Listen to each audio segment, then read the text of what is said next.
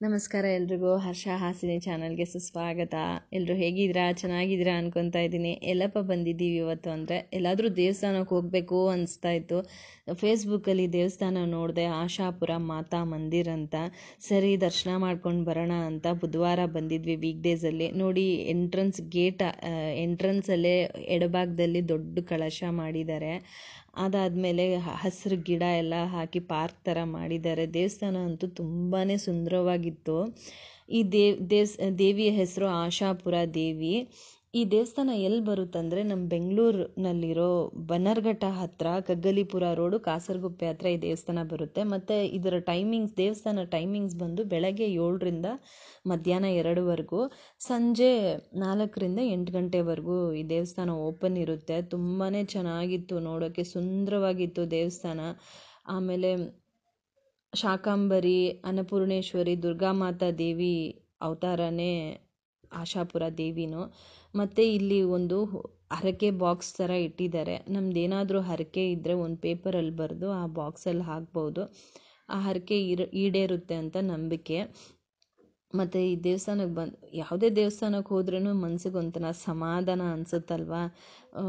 ನಾವು ಬಂದ್ವಿ, ನಮಗೂ ಸಮಾಧಾನ ಆಯಿತು, ದರ್ಶನ ಮಾಡ್ಕೊಂಡ್ವಿ. ಅದಾದಮೇಲೆ ಪ್ರಸಾದನೂ ತಿಂದ್ವಿ. ಮಧ್ಯಾಹ್ನ ಊಟ ಥರನೇ ಅಂದ್ಕೊಳ್ಳಿ, ತುಂಬಾ ರುಚಿಯಾಗಿತ್ತು. ನೀವು ಬನ್ನಿ, ಇಲ್ಲಿ ದರ್ಶನ ಮಾಡಿ, ತುಂಬ ಚೆನ್ನಾಗಿ ಅನಿಸುತ್ತೆ ಮನಸ್ಸಿಗೆ.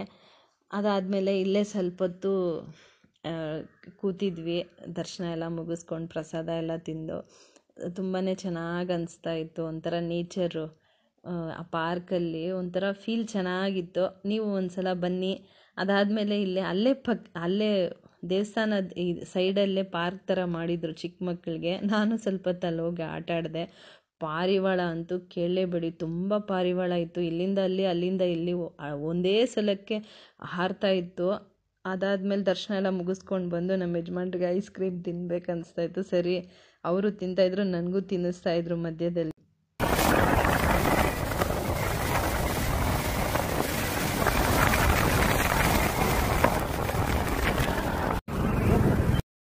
ನೋಡಿ, ಆಶಾಪುರ ದೇವಸ್ಥಾನ ದರ್ಶನ ಮುಗಿಸ್ಕೊಂಡು ಅಲ್ಲಿ ಆಚೆ ಐಸ್ ಕ್ರೀಮ್ ತಿಂದು ಅಲ್ಲಿಂದ ಇಲ್ಲಿ 11.5 ಕಿಲೋಮೀಟ್ರ್ ದೂರದಲ್ಲಿ ಆರ್ಟ್ ಆಫ್ ಲಿವಿಂಗಿಗೆ ಬಂದಿದ್ದೀವಿ.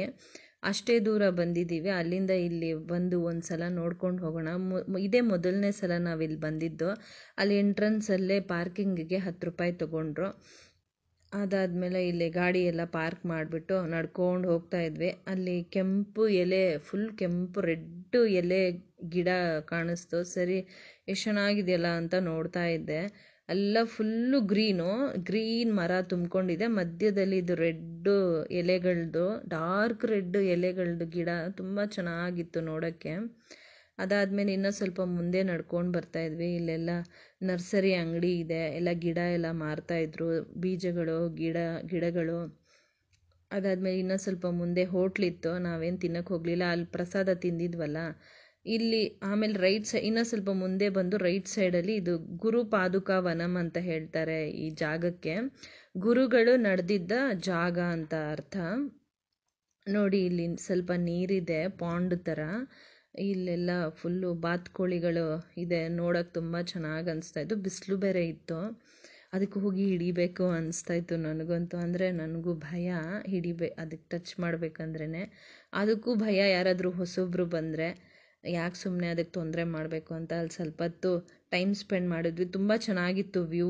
ಅಲ್ಲಿ ಸ್ವಲ್ಪ ಹೊತ್ತಿದ್ದು ಅಲ್ಲಿಂದ ಮುಂದೆ ಸ್ವಲ್ಪ ನಡ್ಕೊಂಡು ಬಂದ್ವಿ. ಡೆಡ್ ಎಂಡಲ್ಲಿ ಇದು ಕಾಣಿಸ್ತು, ಮೆಡಿಟೇಷನ್ ಸೆಂಟರು. ಅಲ್ಲಿ ಹೋಗಂಗಿಲ್ಲ ಎಂಟ್ರೆನ್ಸು. ನಾನು ವಾಪಸ್ ಮತ್ತೆ ಬಂದು ಈ ಕಡೆ ನೋಡಿ, ಗಣಪತಿ ಕಾಣಿಸ್ತಾ ಇದ್ದಾರೆ, ನಮಸ್ಕಾರ ಹಾಕ್ಕೊಳ್ಳಿ. ಅಲ್ಲಿಂದ ನೋಡಿ, ಇಲ್ಲಿ ಎಂಟ್ರೆನ್ಸ್ ಇರೋದು ಮೆಡಿಟೇಷನ್ ಸೆಂಟರ್ಗೆ. ತುಂಬ ದೊಡ್ಡದಿದೆ ಮೆಡಿಟೇಷನ್ ಸೆಂಟರು, ಚೆನ್ನಾಗಿತ್ತು. ಧ್ಯಾನ ಮಾಡೋಕ್ಕಂತೂ ಒಳ್ಳೆ ಜಾಗ ಅನ್ಬೋದು. ಇಲ್ಲಿ ಟೈಮಿಂಗ್ಸ್ ಬಂದು ಬೆಳಗ್ಗೆ 9ರಿಂದ 7 ಗಂಟೆವರೆಗೂ ಟೈಮಿಂಗ್ಸ್ ಓಪನ್ ಇರುತ್ತೆ. ನಾವು ಮಧ್ಯಾಹ್ನ ಬಂದಿದ್ದು. ಮತ್ತು ಸತ್ಸಂಗನೂ ನಡೆಯುತ್ತೆ ದಿನ ಸಂಜೆ 6:30ಇಂದ 8 ಗಂಟೆವರೆಗೂ. ಆಮೇಲೆ ಸಂಡೇ ಮಾತ್ರ 4:30ಇಂದ 6 ಗಂಟೆವರೆಗೂ ಸತ್ಸಂಗನೂ ನಡೆಯುತ್ತಿಲ್ಲಿ.